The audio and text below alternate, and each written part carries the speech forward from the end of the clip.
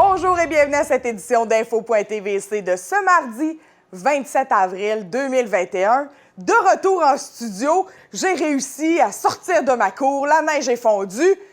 Et vendredi, dans cette belle tempête, c'était ouverture de la pêche. Je suis pas allée voir vendredi s'il y avait des gens au quai de Pierre Brochu à Sébec. Par contre, samedi et dimanche, et même ce matin, même lundi, vous étiez plusieurs courageux sur vos bateaux à pêcher. Félicitations, j'espère que ça a mordu pour vous et que la pêche a été bonne. Donc, bonne saison de pêche qui est ouverte depuis vendredi dernier.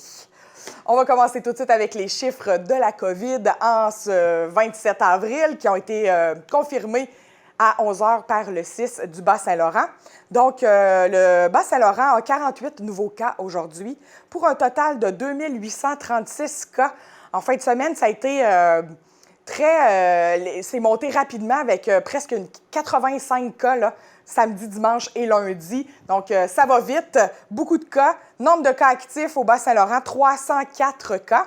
Dans la Matapédia, aujourd'hui, on a un +1 pour un total de 64 cas depuis le début de la pandémie. Et ce n'est pas dit combien de cas actifs nous avons, puisque nous en avons moins de 5 sur le territoire. Au Bas-Saint-Laurent, plus de 23 000 plages horaires sont disponibles pour la vaccination.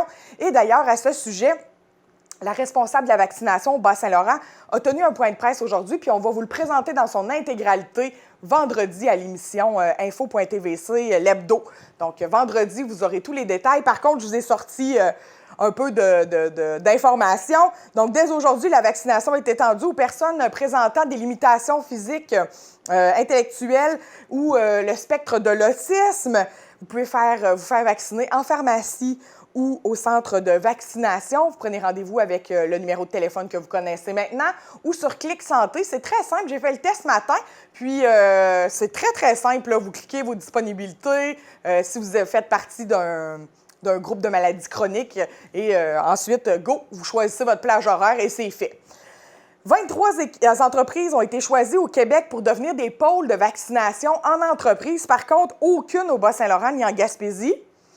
Le ministre a été, pas le ministre, mais la responsable de la vaccination au Bas-Saint-Laurent a été questionnée là-dessus ce matin et aucune réponse ne semble sortir pour expliquer pourquoi aucune entreprise du Bas-Saint-Laurent ni de la Gaspésie n'ont été choisies pour ça, à suivre.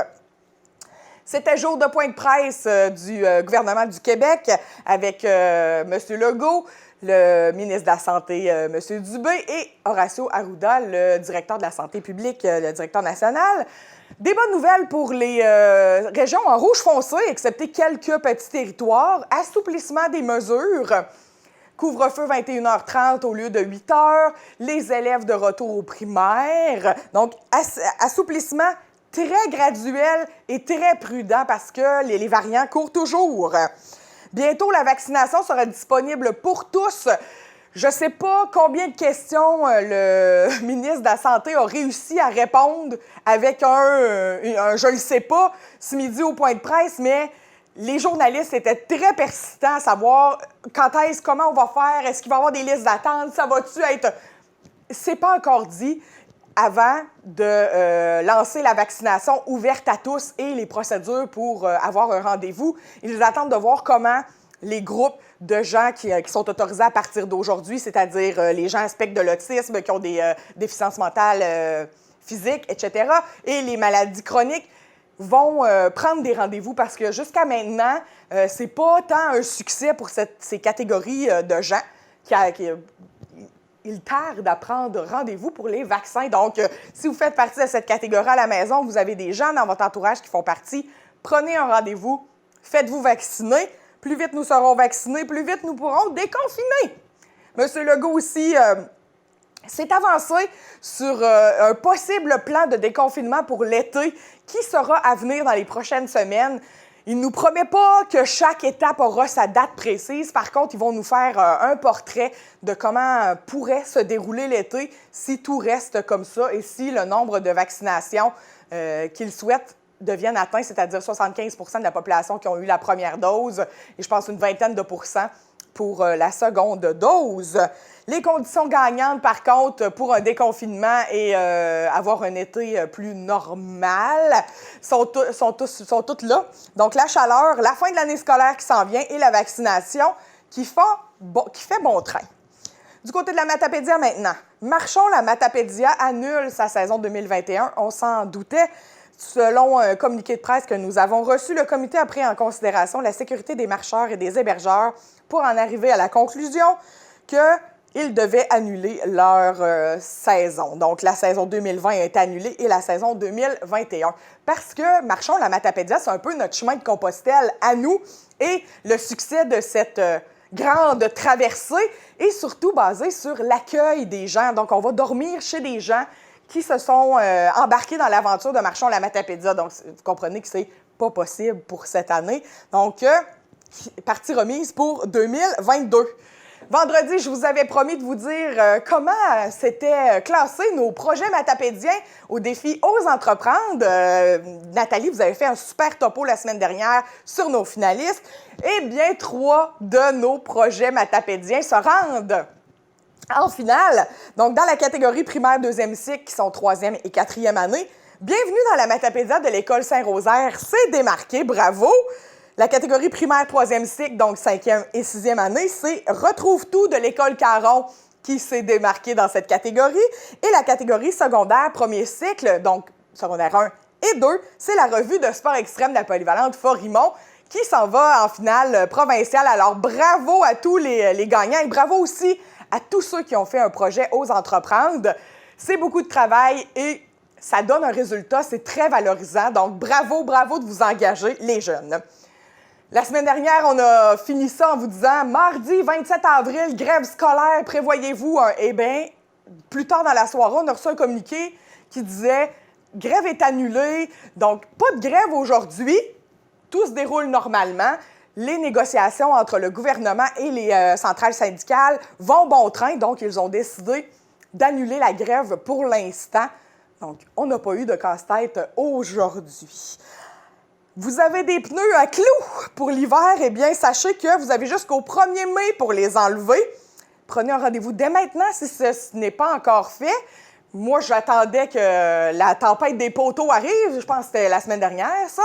Alors, maintenant, je vais changer mes pneus d'hiver. Alors, à la maison aussi, prenez votre rendez-vous. Ça risque d'être... qu'il y ait beaucoup d'affluence dans les garages dans les prochaines semaines. Donc, prenez-vous d'avance pour avoir votre rendez-vous. Et en terminant, bonne nouvelle maintenant, vous connaissez tous la fondation Jenny Germain de Michel Germain, sa fille, pour soutenir les enfants dans le besoin, les enfants vulnérables de la Matapédia et du Bas-Saint-Laurent. Donc, à partir de maintenant, vous pouvez faire un don en ligne, plus besoin d'envoyer un chèque ou tout ça. Tout se fait via Internet, via la plateforme Canada Help, HELP.org, et vous cherchez la fondation Jenny Germain.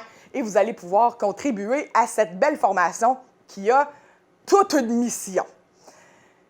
Au menu aujourd'hui, on a une entrevue avec Christina Michaud, notre députée fédérale, qui réagit sur le dépôt du budget du gouvernement fédéral du 19 avril dernier. Mais tout d'abord, on vous laisse sur le point de presse qu'a tenu le 6 du Bas-Saint-Laurent lundi. Bonjour. En fait, la raison pour laquelle on a souhaité faire un point de presse aujourd'hui, c'est pour mentionner le fait que présentement, le Bas-Saint-Laurent ne se dirige pas dans la bonne direction en matière d'incidence de la COVID-19. Notre moyenne des 7 derniers jours fait en sorte que nous avons maintenant dépassé la moyenne nationale alors que nous étions sous cette moyenne du Québec. En fait, la moyenne au Québec diminue graduellement alors que nous, dans le Bas-Saint-Laurent, c'est l'inverse. On est sur une lancée et je crois qu'en ce moment, c'est notre responsabilité en santé publique, c'est d'informer la population de cette situation-là pour qu'on puisse collectivement reprendre le contrôle de notre destinée. Au cours de la fin de semaine, on a observé en 2 jours 82 cas. 82 cas, une fin de semaine, c'est beaucoup et ça témoigne d'une activité très élevée. Au bilan qui a été produit aujourd'hui, 29 cas, vous me direz, c'est peu, ça fait encore beaucoup, mais il reste que de très nombreux cas sont entrés autour de 16 heures et ils seront donc compilés dans notre journée d'aujourd'hui. Quand on regarde la distribution géographique des cas dans le Bas-Saint-Laurent, on peut dire qu'il y en a eu partout. Maintenant, il y a aussi des MRC qui sont plus touchés.